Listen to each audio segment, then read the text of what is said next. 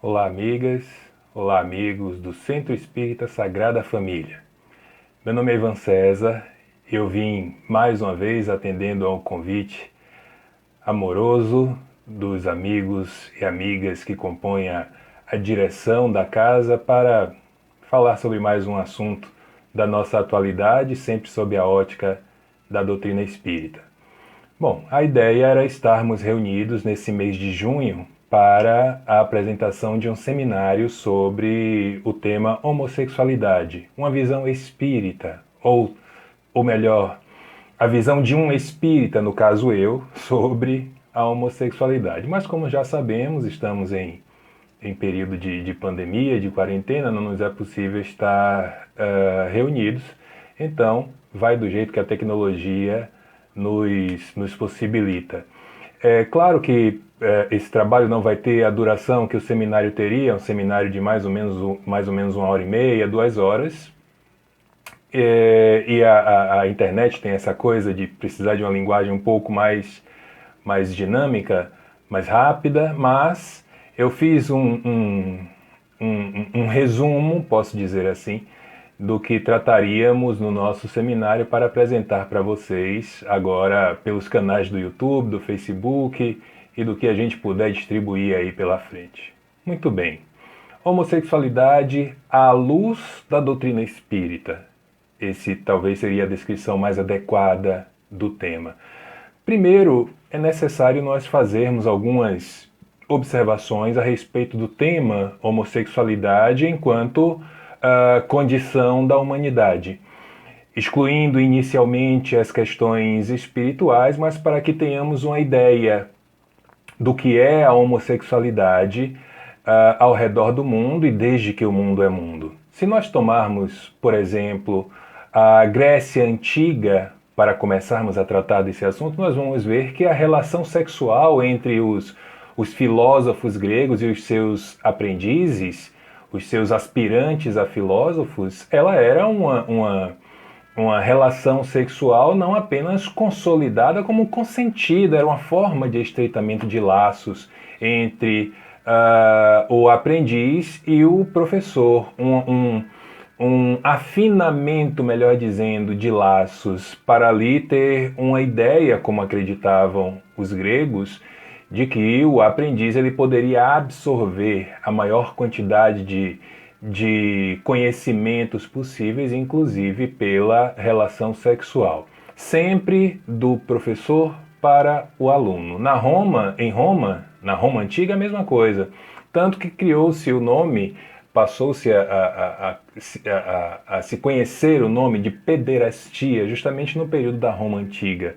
Os senhores, as forças armadas tinham uma relação sexual, e aqui estamos falando de relações sexuais entre homens, tanto na Grécia Antiga como em Roma Antiga, como uma espécie de passagem de poderes, se é que a gente pode falar assim. Então, o sexo, a relação sexual, a relação homossexual, embora ainda não tivesse esse termo, essa terminologia, ela era muito conhecida, ela era natural nas civilizações antigas. Aí nós começamos a ter algumas dificuldades, principalmente a partir do advento do que eu vou chamar de dominação religiosa. Principalmente se observarmos, desculpem, as três grandes religiões que existem no mundo, o cristianismo, o islamismo e o judaísmo. A partir da dominação religiosa, principalmente nessas três expressões mais consagradas, o sexo ele passa a ser sinônimo de pecado. Nós aprendemos, nós cristãos, nós espíritas cristãos, nós aprendemos no livro do cristianismo, na Bíblia, que na sua primeira parte também é um livro do judaísmo, que a humanidade surge do pecado de Adão e Eva, para quem ainda acredita nisso. Interessante que, se não fosse pelo pecado, nem eu estaria aqui, nem vocês estariam aí me assistindo e debatendo sobre este assunto tão importante. O termo homossexual, ele foi usado pela primeira vez, e aqui eu trago algumas informações para a gente trocar ideias. O termo homossexual foi pela primeira vez usado no ano de 1848 pelo psicólogo alemão Carole Maria Benkert. Vejam, eu comecei falando de Grécia Antiga e de Roma Antiga, isso é antes de Cristo. Mas o termo homossexual ele só foi cunhado no século XIX, metade do século XIX. Em 1897, ainda no século XIX, já chegando no século XX, o inglês Havelock Ellis ele escreve o primeiro livro sobre homossexualidade, Ele escreve o primeiro livro sobre homossexualidade da história, que ele deu o nome de Sexual Inversion, inversão sexual numa tradução livre, onde ele defendia a ideia da homossexualidade congênita e hereditária. Ou seja, a homossexualidade ela poderia passar de pai para filho, de mãe para filho, de mãe para filha.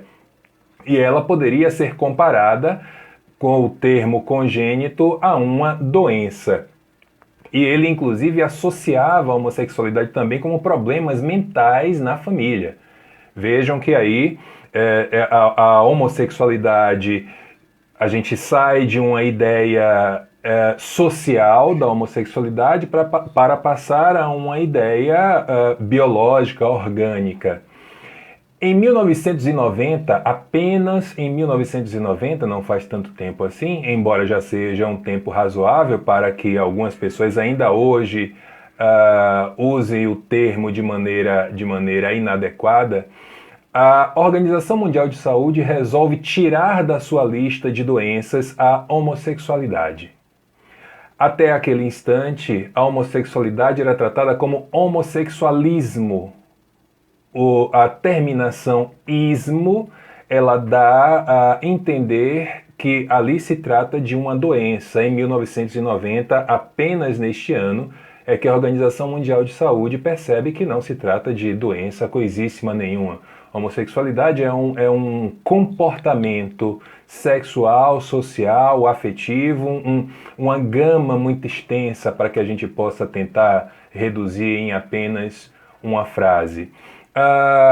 O escritor inglês, o outro escritor inglês, William Neff, ele, no seu livro Born to be Gay, ou seja, nascido para ser gay, nascido para ser homossexual, ele escreve a seguinte frase: não há dúvida que a homossexualidade é e sempre foi menos comum que a heterossexualidade.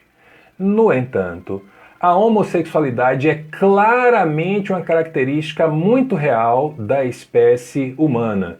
Não só da espécie humana, como de algumas espécies animais também. Ou seja, tudo que ainda hoje, século XXI, o ano de 2020, nós continuamos tratando, nós que eu digo a humanidade, continua tratando de forma preconceituosa, ela desde sempre, desde que os termos começaram a ser cunhados, desde que os estudos começaram a ser mais importantes, ela é tratada como uma questão social.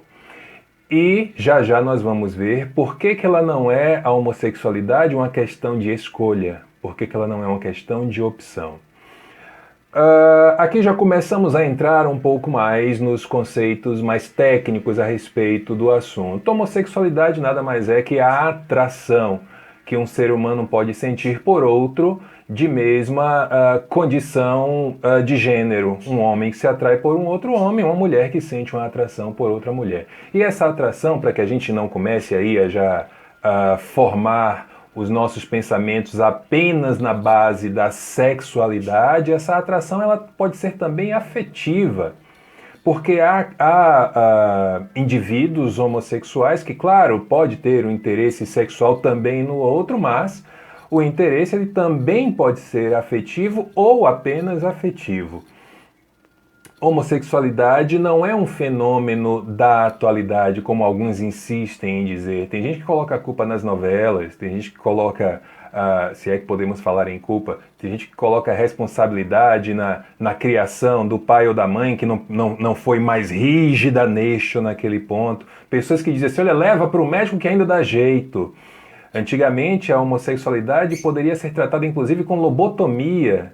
Lobotomia era aquela cirurgia antiga que você retirava, abria o crânio para retirar determinada parte do cérebro e a partir dali imaginava-se que a homossexualidade estaria curada. Vejam vocês como a benfeitora Joana de Ângeles tem razão em uma das suas obras quando ela nos classifica como uma raça ainda de semi-selvagens. Nos dias de hoje, nós temos visto falar muito também em transexualidade. Aí já precisamos de um pouco mais de cuidado para tratar do assunto. Transexualidade, num conceito muito superficial, é a chamada mudança de sexo. Aí nós podemos fazer um parêntese importante. Em verdade, não existe mudança de sexo. Um homem, ele jamais terá um útero, e uma mulher jamais terá uma próstata. O que existe é uma cirurgia para retirar ou transformar a formação do genital, seja ele masculino ou feminino, para uma adequação ao mundo psíquico daquele que faz a cirurgia. Um homossexual que vem como homem, mas que se identifica como mulher, ele pode fazer a chamada cirurgia de mudança sexual, pode fazer a cirurgia da transexualidade, e aí começa a tomar hormônios para crescer os seios, hormônios para fazer o cabelo crescer, para a voz afinar. Tudo isso são modificações externas, mas que são adequadas à forma como a pessoa se enxerga. É o que nós chamamos de identidade de gênero. Pelo amor de Deus, pelo amor de Deus. Identidade de gênero. Esqueçam essa confusão, essa loucura que alguns andaram criando por aí com a chamada ideologia de gênero. Isso, eu posso até dizer que isso é como se fosse um verdadeiro crime. Quando as pessoas falam em uma ideologia que dá a entender que ali havia um sistema social implantado para que os meninos que nascessem se identificassem como meninas e as meninas que nascessem se identificassem como meninos, e que na verdade isso não existe. Houve muitos anos atrás uma experiência sueca que dava a entender essa ideia, essa proposta ideológica, mas o que é que os suecos fizeram? Eles logo desistiram porque perceberam que os seus experimentos eram sem sentido, porque aquele que nascia no gênero masculino, ele permanecia, mesmo com todos os estímulos femininos, ele permanecia no gênero masculino, e o contrário, a mesma coisa. Então, identidade de gênero é como você se enxerga. Se eu estivesse na condição de homossexualidade, não é porque eu tenho a voz um pouco mais grave, não é porque eu tenho a barba um pouco mais espessa, os traços mais marcados no gênero masculino, que eu ia olhar para o espelho e não me identificar como o gênero feminino. Isso é a identidade de gênero. Por isso, nós temos hoje a chamada identidade social, que é você alterar o seu documento de identidade pelo nome que você melhor se identifica. Então, é uma pequena, de tantas coisas que a gente ainda poderia falar aqui sobre isso, mas é uma pequena conceituação, para que a gente não saia repetindo coisas que não são verdades por aí. Vocês devem estar ouvindo o canto dos passarinhos aí, né? Isso mesmo, a gente está trabalhando em casa, em home office, e aí acontecem essas coisas. Mas pelo menos é canto de passarinho. Vários são os países hoje, graças a Deus, esse número ele vem aumentando de forma muito expressiva com o passar dos anos, que reconhecem o casamento homossexual e que tem legalizada a união civil. Mas ainda há muito o que avançar. Enquanto nós ainda tivermos países, tivermos sociedade, tivermos municípios, estados, enfim, tivermos grupos sociais tratando a homossexualidade como uma doença, como uma subversão, como um crime, muitas vezes, não se pode descansar. É uma questão humana, não é uma questão de identidade de gênero, não é uma questão de condição sexual, é uma questão humana. Cada um tem o direito de ser o que quiser ser.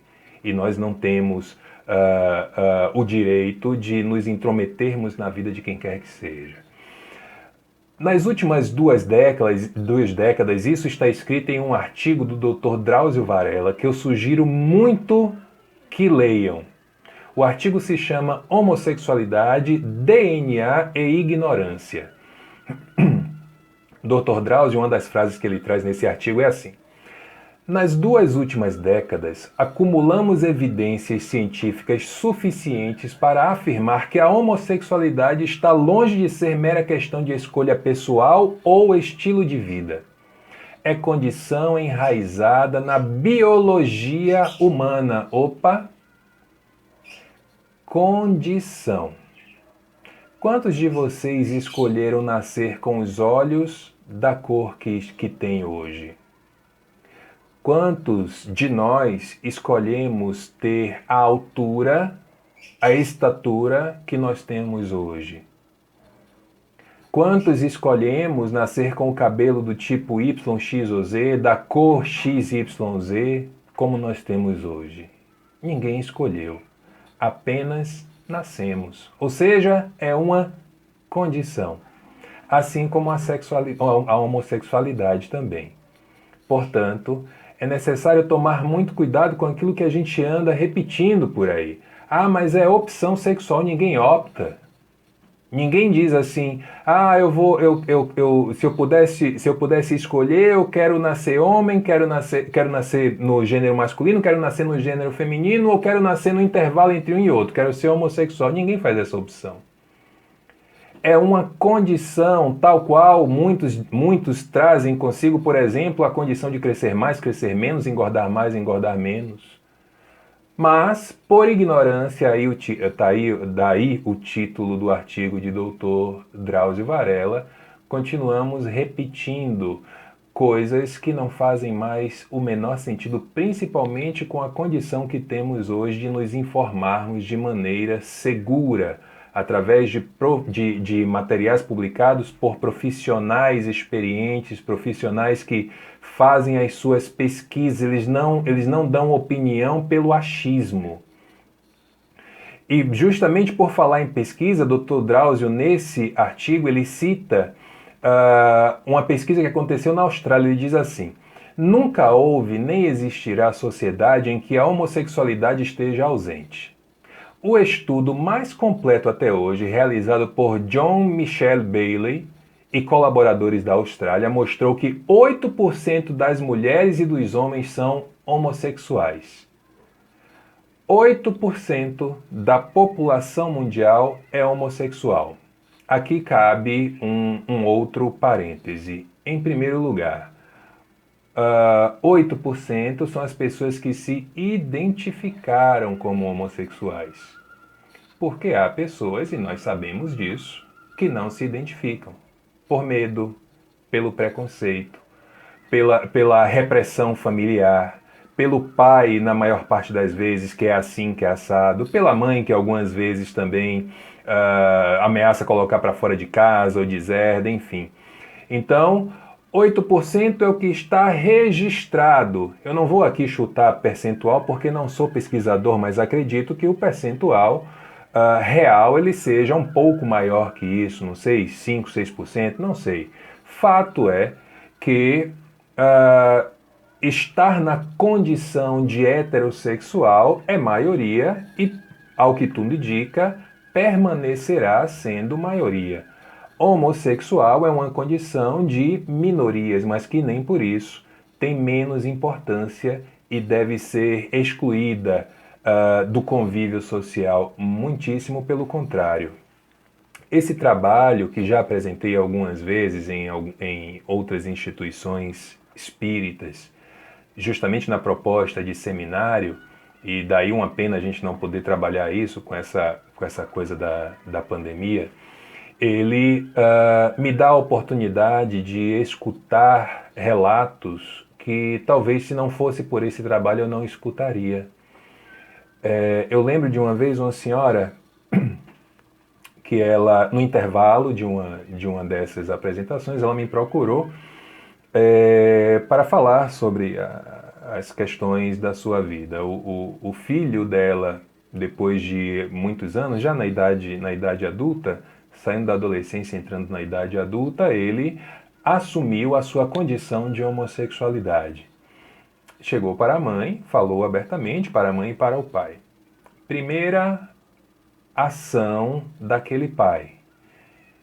Olhou para o filho e disse: ele pegue suas coisas e saia da minha casa.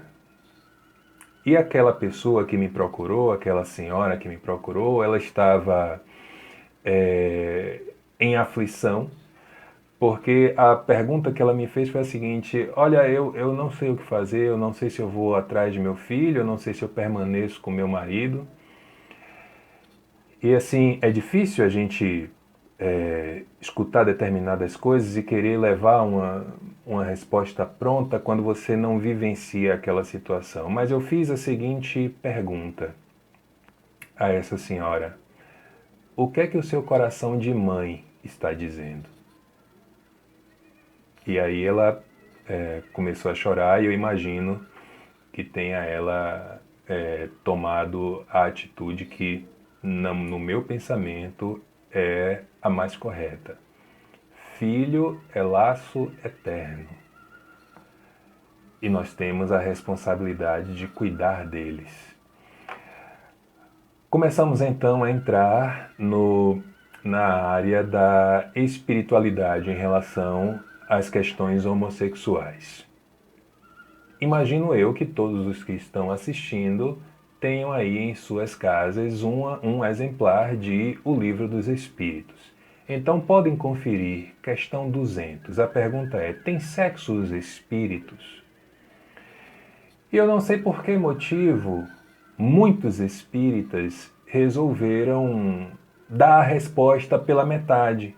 Quando você chega numa palestra, por exemplo, e faz essa pergunta, as pessoas logo dizem assim: os espíritos dizem que não. Sim, eles dizem que não, porém tem um complemento que é importantíssimo. Não como o entendeis, pois que os sexos dependem da organização, que é a organização biológica. Portanto, se nós entendemos o sexo apenas como genitália masculina, genitália feminina, não é assim que os espíritos veem. Agora, se nós entendemos o sexo como um outro tipo de proposta, que por sinal poderá se converter em uma proposta afetiva, uma proposta sentimental, uma proposta emocional, aí talvez, aí já é conjectura minha, talvez os espíritos até tenham sexo. E eles continuam dizendo assim: há entre eles amor e simpatia, olha aí, questões de sentimento e de emoção, mas baseados na concordância desses sentimentos. Aí Kardec faz uma anotação dizendo assim: os espíritos encarnam como homens ou como mulheres porque não têm sexo, visto que lhes cumpre progredir em tudo. Opa! Então aí nós já começamos a ter uma ideia de por que nascemos e renascemos em sexos diferentes. Se contarmos as sucessivas encarnações, nos cumpre progredir em tudo. E ele continua dizendo: cada sexo, como cada posição social, lhe proporciona provações e deveres especiais, e com isso, ensejo de ganharem experiência. Meus amigos e minhas amigas, todos nós aqui conhecemos, por exemplo, aquele homem que podemos identificar como um machão. Aquele homem que encara todos os desafios, que diz não temer nada, que você nunca viu derramar uma lágrima na vida, que você não percebe uma demonstração de qualquer tipo de sentimento, a não ser sentimentos e emoções baseados principalmente na emoção primária da raiva. Você não percebe nada de sentimental, de docilidade nesse homem, o famoso machão. Agora imagine por outro lado também, creio eu que todos nós também conhecemos, aquela mulher essencialmente sentimental. Aquela mulher que veste, se é que a gente pode dizer assim, veste perfeitamente aquela ideia que ficou consagrada ao longo dos tempos e que graças a Deus começamos a mudar, aquela coisa da mulher frágil, que não aguenta nada, que está aqui, que está ali, ai meu Deus, alguém precisa me ajudar. Todos nós conhecemos pessoas nesses dois polos. Agora imagine se essas pessoas reencarnam sucessivamente repetindo os mesmos comportamentos. Será que o seu aprendizado espiritual, será que o seu aprendizado emocional, será que estaria completo se isso permanecesse por muitas encarnações? Ou será que vez ou outra a gente precisa dar uma mudada, que é para conhecer o outro lado também? Vamos pensar numa escola. Você está lá na alfabetização. Aprendeu a escrever a letra A, aprendeu a letra B, aprendeu a letra C, aprendeu todo o alfabeto e só aprendeu as letras. Não teve estímulo nenhum para escrever a primeira palavra. De que adiantou aprender as letras? Você é um expert em escrever o alfabeto, mas não consegue escrever uma palavra. Ou seja, sua experiência está incompleta. Então, a homossexualidade, ela surge nesse intervalo, onde muitas reencarnações sucessivas em determinado gênero, em determinado sexo, a hora em que ela faz a inversão para que nós possamos aprender, claro, nós vamos trazendo os nossos traços. Nós vamos, traços esses que são reforçados de encarnação para encarnação, e à medida que a gente modifica, entre aspas, de uma hora para outra, é natural que aquele gênero, que já não é mais o gênero da encarnação passada, ele continue trazendo os traços do passado. E aí nós podemos ter homens muito mais afetuosos e mulheres muito mais rígidas no seu comportamento. E eu tenho certeza que todos nós também conhecemos pessoas assim. É assim que funciona a vida. As experiências são inúmeras, são vastas. Homem, muitas vezes, com muito orgulho, diz assim, graças a Deus que homem não dá a luz. Não dá nessa encarnação. Na próxima pode ser que você venha como mulher e dê a luz e sinta a dor e a delícia de saber o que é mãe. Então nós precisamos ter muito cuidado, porque os antigos tratavam de forma muito pejorativa a questão da homossexualidade. Era muito comum alguém preconceituoso dizer assim, você está vendo? Olha aí, o filho de fulano de tal, a filha de fulano de tal, tá vendo? É homossexual. Aí logo chegava alguém para dizer assim, olha, cuidado, você vai ter filho também, ou seja, era a ideia do castigo. São pessoas que estão adormecidas ainda, e temos muito hoje, muitas. Eu não sei se vocês sabem, mas o Brasil é o país que mais mata homossexuais, ou seja, a população, aí vocês vão me perdoar se eu errar alguma letra aí da sigla, porque são várias letras, mas é LGBTQ, acho que acertei. O Brasil é o país que mais mata a população LGBTQ no mundo. E é também o país onde ocorre o maior número de suicídio dessa mesma população. Que tristeza, que tragédia. E se nós pensarmos que o suicídio dificilmente acontece do nada, nós poderíamos considerar também alguns desses suicidas como assassinados. Por quem? Pelo preconceito. Inclusive, e eu estou me esforçando aqui para não usar a palavra preferencialmente, nas religiões. E novamente, inclusive, no nosso espiritismo. É tão triste, é tão feio. Alguns anos atrás eu presenciei uma cena que eu confesso a vocês me deu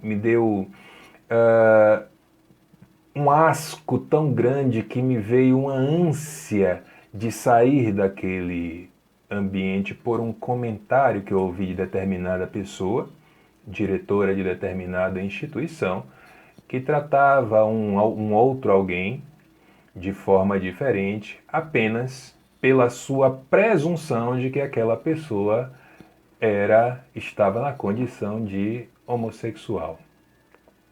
Meus amigos, eu estou falando de espiritismo, não estou falando de religiões neopentecostais. Aliás, eu não estou falando de espiritismo, eu estou falando de espíritas. Infelizmente são coisas diferentes. Espiritismo, casa espírita e espíritas. Deveria ser a mesma coisa, mas enfim, nem tudo é possível. Mas vão pagar, viu? Está lá no texto de Mateus, a cada um segundo as suas obras. E isso aqui não se trata de uma proposta de vingança de quem quer que seja, não. Vão pagar com a sua própria consciência. A hora que a consciência despertar, a hora que a consciência for desperta, a pessoa vai olhar para trás, vai se arrepender e aí vai sofrer as amarguras de ter cometido crime ou de ter suscitado crimes apenas por preconceito. Então, a tarefa evolutiva dos espíritos é desenvolver qualidades psíquicas das suas polaridades, o que falamos agora há pouco. Nós temos a polaridade da energia, né? Capacidade de enfrentamento, do destemor, que essencialmente são qualidades masculinas, desculpem. É muito mais comum você ver no homem essa condição, muitas vezes, como eu coloquei aqui no texto, de destemor. Uma coisa é você ser corajoso, outra coisa é você ser destemido. O corajoso, ele é essencialmente um inteligente, que consegue perceber onde dá para ir e onde não dá. O destemido é tipo aquela pessoa que está vendo que está tendo um tiroteio na rua, sai como se não tivesse acontecendo nada. Ou, nos dias de hoje, a pessoa que está escutando o tempo todo, fique em casa, fique em casa, fique em casa, se for possível, fique em casa. Aí a pessoa sai e ainda sai sem máscara, porque com ela não vai acontecer nada. Esse vírus não me pega. Tomara que assim seja. Então, essas características, elas fazem parte muito mais do universo masculino. Da mesma forma como características voltadas ao amor, como o acolhimento, a doçura, a sensibilidade, ela é uma característica muito mais do universo feminino. As mulheres, elas têm uma condição muito grande, por exemplo, de perceber as questões do outro. Se alguém está meio estranho, está precisando de alguma ajuda, está meio borocochô, como a gente diz, a mulher, logo aparece uma mulher perguntar: o que é que tem? O que é que você está sentindo? Mulheres têm o chamado sexto sentido mais aguçado que os homens, é verdade. E olha, eu vou trazer, de tantos exemplos que poderia trazer, vou trazer logo um da codificação. Quais foram os recrutas iniciais de Kardec para começar o trabalho de codificação da doutrina espírita? Médiuns, mulheres. Ruth Jafé, as irmãs Baudin, irmãs Dufour, a senhora de Planey-Maison, mulheres. Das mais variadas faixas etárias, que é outra coisa também que espírita, mas criança não pode trabalhar, criança e adolescente na mediunidade não dá certo. Não dá certo quando não é bem guiado. Mas isso é um outro assunto, é para uma outra palestra. Então a mulher tem essa condição de ser doce, de acolher, mas tanto o homem como a mulher, eles vão, ao longo das suas experiências, e inclusive ainda enquanto encarnados, vão fazendo mesclas nas suas vidas psíquicas, e aí vão desenvolvendo a condição total do espírito. Portanto, nós precisamos estar atentos, porque aquele que diz, ou aquela que diz, cheio de orgulho, na próxima encarnação quero vir assim, quero vir assado. Pode ser que venha de um jeito diferente, que esteja pedindo, e aí enfrentar no seu próprio mundo psíquico situações que não estavam inicialmente no planejamento encarnatório, mas que foram criadas por aquilo que nós fizemos das nossas vidas. Eu conheço uma senhora, ela teve 4 filhos, 4 homens, e era louca para ter uma filha, para ter uma menina. Não conseguiu. O último dos filhos, quando ela engravidou, naquela época não tinha essa coisa que tem hoje, né, dos exames de ultrassom para determinar o sexo, aquela história toda, mas ela achou até o último instante que era uma menina, e nasceu um outro menino.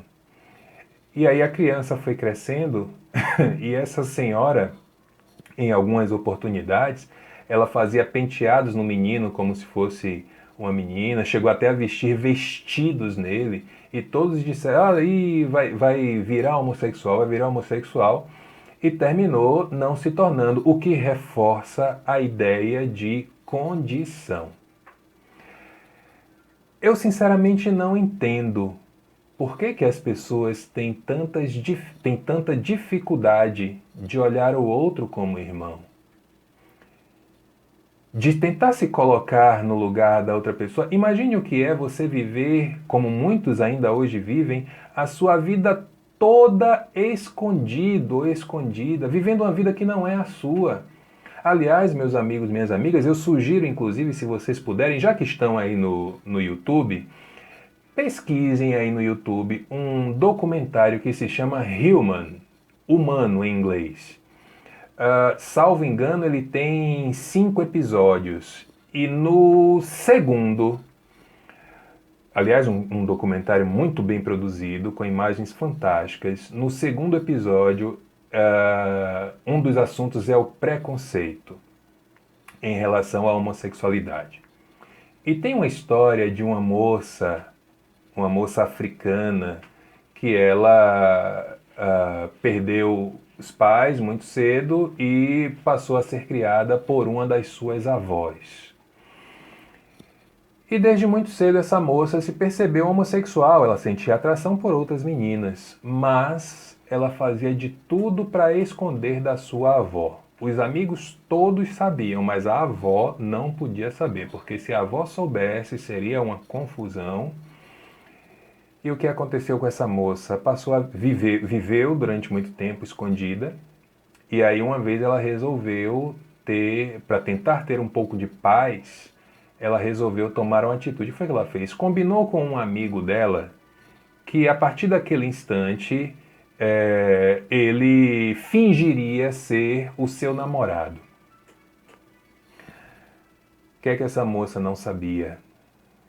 Que aquele seu amigo que fingiu ser seu namorado, que inclusive mantiveram relações sexuais,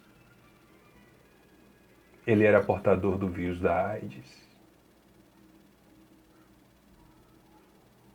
E foi assim que essa moça precisou contar à sua avó o que havia acontecido e a sua condição de homossexual. Talvez nós não consigamos captar o sofrimento disso. Eu costumo dizer que a pessoa que mente, ela tem no mínimo a responsabilidade de viver 2 vidas. A vida real, que é a que todo mundo está vendo, e a vida da mentira, que é a que foi criada. Agora, e quando essa mentira, ela precisa, entre aspas, ser contada para salvar sua vida, como foi o caso dessa moça, e terminou trazendo a destruição com o vírus da AIDS. Sabem por quê? Preconceito. Preconceito. Todos conhecemos homens que são nitidamente meigos e dóceis, apesar de sofrerem a influência fisiológica da testosterona, do hormônio masculino. O aflorar da sensibilidade necessariamente não depende de uma encarnação feminina. Eu posso citar, por exemplo, Chico Xavier, e vocês certamente vão citar nomes aí que estão próximos, vizinhos, familiares, enfim. Da mesma forma ocorre com as mulheres essencialmente racionais, enérgicas, destemidas, como conversávamos agora há pouco. Eu vou dizer a você que eu sou fã. Eu costumo ser fã de 2 tipos de pessoa. De homens que vão para a cozinha sem nenhuma dor na consciência. Para a cozinha doméstica, não é a cozinha profissional, não. Para a cozinha de casa, para fazer lá o almoço, o jantar, o café da manhã, enfim. Que cuidam, não é ajudar, é cuidar, é fazer a sua parte em relação ao seu filho, em relação à sua filha. Sem o menor constrangimento, que muitas vezes as pessoas fazem comentários muito maldosos. Sem querer, mas é maldoso assim mesmo. Da mesma forma como aquelas mulheres que não esperam por homem nenhum para, sei lá, trocar a resistência do chuveiro, se tiver de carregar uma coisa mais pesada, carrega mesmo, enfim, dá o seu jeito. Eu gosto dessas pessoas, porque não se submetem aos modelos que foram criados, sabe-se lá por quem, e que necessariamente não dá certo. Ou melhor, e que nem sempre dão certo. Então a homossexualidade nada mais é do que uma condição espiritual. Por isso não há nenhum gene da homossexualidade, por isso não há nenhum traço físico, biológico, orgânico que indique a homossexualidade.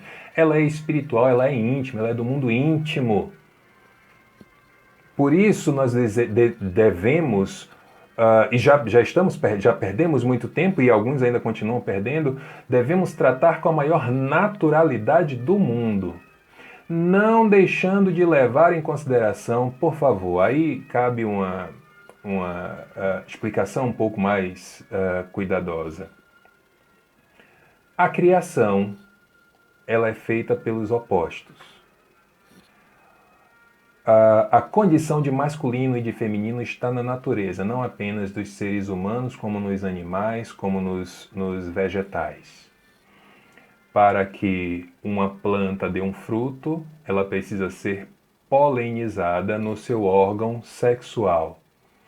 E ela é polinizada pela ação dos ventos, pela ação dos insetos, pela ação dos passarinhos, mas para fazer com que a célula masculina encontre a célula feminina. Da mesma forma como acontece no mundo animal, onde o espermatozoide encontra o óvulo e aqui nós estamos.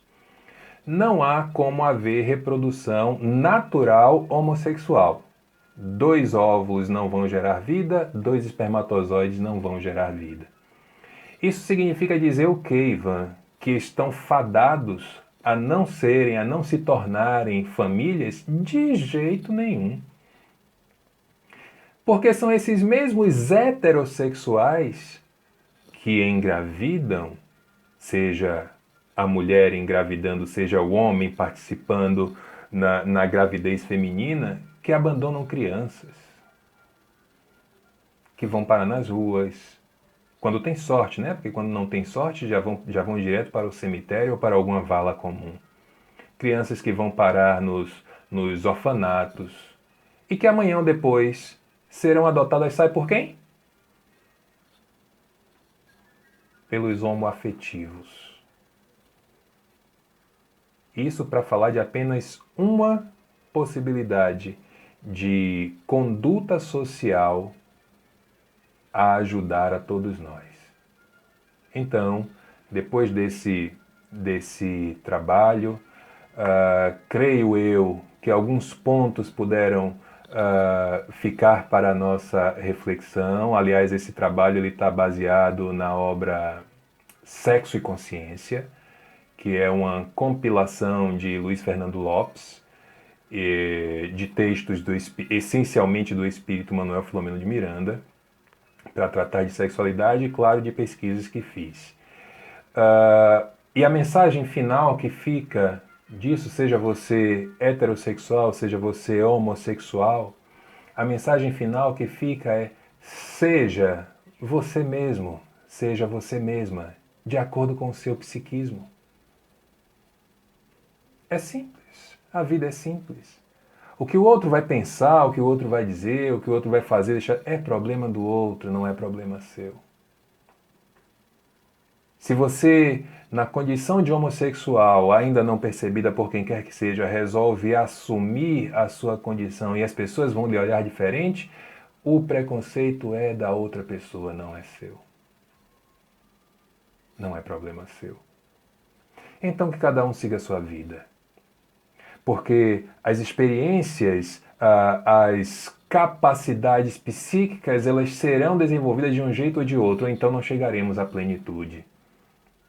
E se precisarmos passar por encarnações na condição de homossexuais, que passemos, trazendo no nosso mundo íntimo conceitos básicos de ética, de comportamento ético, de comportamento moral. Porque muito se fala da chamada promiscuidade do homossexual. Ah, é?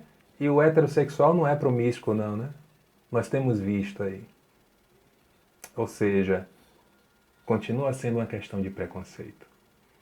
Então, minhas amigas, meus amigos, aprofundem-se, não peguem as informações de forma superficial, questionem, verifiquem-se.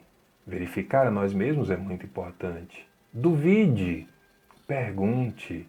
É a única forma da gente aprender. Porque se permanecermos absolutamente recebendo informações e acreditando nelas sem questionamentos, continuaremos a repetir comportamentos preconceituosos que têm sido a tônica da nossa humanidade até hoje. Nós estamos vivendo agora a marcha contra o racismo, que é um outro viés que um dia a gente discute. Então, os meus agradecimentos à atenção de todos, meus agradecimentos aos amigos e amigas do CESFAM, do Centro Espírita Sagrada Família.